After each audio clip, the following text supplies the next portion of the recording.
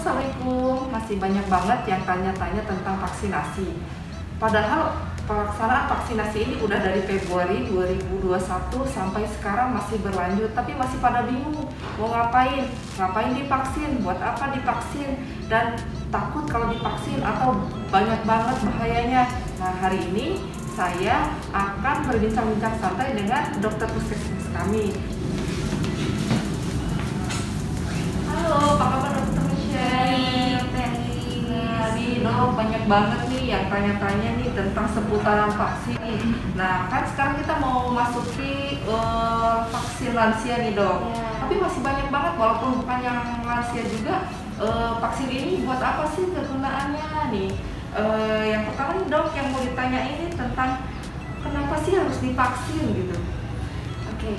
Sebelumnya, kalau dari pemerintah sendiri, tujuan dari pemerintah itu sendiri untuk memvaksin seluruh masyarakat Indonesia supaya masyarakat Indonesia ini bisa imun atau kebal terhadap si virus COVID-19 ini. Gitu. Tujuannya itu. Tujuan utamanya ini nyambung lagi nanti dengan ketika masyarakat Indonesia ini sudah imun terhadap si COVID-19 ini, diharapkan perekonomiannya juga bisa bangkit kembali. Gitu. Jadi orang-orang diharapkan bisa beraktivitas kembali seperti biasa, bisa berjualan, bisa berdagang, bisa kembali ke kantor, ke sekolah, gitu. Ya dok ya. Nah, ada efek sampingnya nggak sih dok vaksin ini gitu? Efek samping dari vaksin Dari ini sendiri vaksinnya. ya. Kalau efek sampingnya dari vaksin ini sebenarnya vaksin ini kan ada dua jenis ya yang sekarang berada di Indonesia. Yang paling banyak itu Sinovac sama yang AstraZeneca ya. Kalau yang si Sinovac ini sama AstraZeneca itu sudah diteliti ya, sudah diteliti di dunia, sudah diteliti di Indonesia juga. Keamanannya itu aman, halal, dan juga terjamin kualitasnya. Nah, untuk efek sampingnya sendiri dari beberapa orang sih berbeda-beda ya, bisa dari mulai gejala yang ringan sampai yang sedang ya. Kalau yang ringan biasanya itu hanya demam, nyeri di daerah penyuntikan, pegel tangannya, atau banyak orang juga yang bilang katanya merasa lapar, ngantuk. Bener-bener.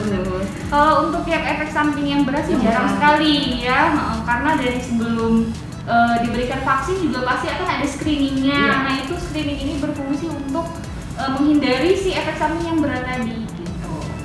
Nah, itu juga kan nih sekarang tuh kebanyakan mereka yang sudah diundang tuh, aduh saya tuh punya penyakit ini, saya punya penyakit itu gitu kan, saya tuh ada bawaan anak ini, dok gitu ya dok ya. Nah, itu gimana tuh dok? Oke.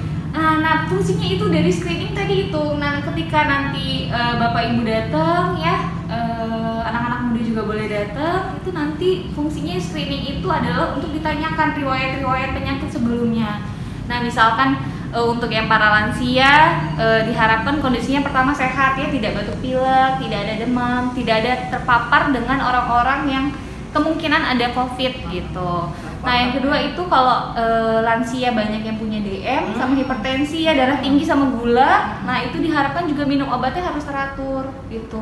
Jadi boleh ya dok ya? Boleh. Nggak, maksudnya nggak dibilang oh kalau saya ada sakit ini nggak boleh vaksin gitu, nggak benar ya. Itu coba aja datang dulu, nanti akan di screening, akan dilihat gitu apakah ini bisa menerima vaksin atau enggak. Berarti aman vaksinnya ya dok ya? Aman. Karena yang beredar tuh kan hoax setelah divaksin langsung gimana gitu kan ya dok ya? Ya, itu mungkin satu dari berapa juta kasus ya, itu pasti ya kita sebagai manusia kan cuma bisa melakukan yang terbaik ya untuk divaksin.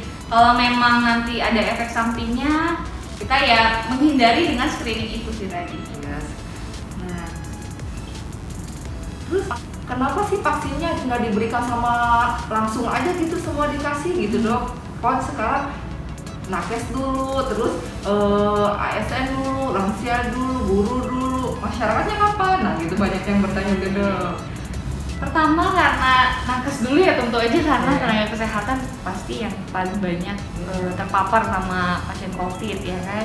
Kedua itu adalah orang-orang yang bekerja di publik ya, yang berhubungan langsung dengan orang karyawan bank ya, karyawan-karyawan di rumah sakit juga. Lalu sebenarnya sasaran vaksin dari pemerintah itu adalah usia, sekarang itu usia 18 sampai yang ke lansia ya, usia 89 tahun sebenarnya.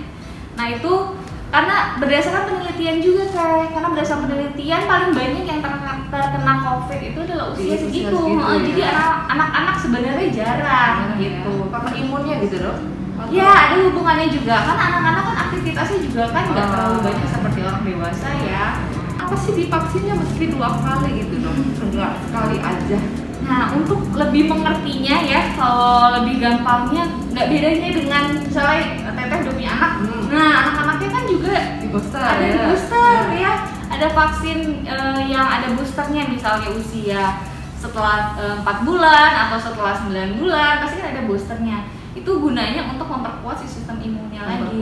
Ya. Itu berdasarkan penelitian sih semuanya. Misalkan dalam waktu 6 bulan diteliti bahwa misalnya dalam waktu, kalau vaksin ini kan 14 sampai 28 hari ya. Nah, 14 sampai 28 hari ini sudah diteliti bahwa dalam rentang waktu itu adalah waktu yang paling baik ketika sistem imun itu diberikan booster lagi gitu untuk vaksin yang kedua kalinya.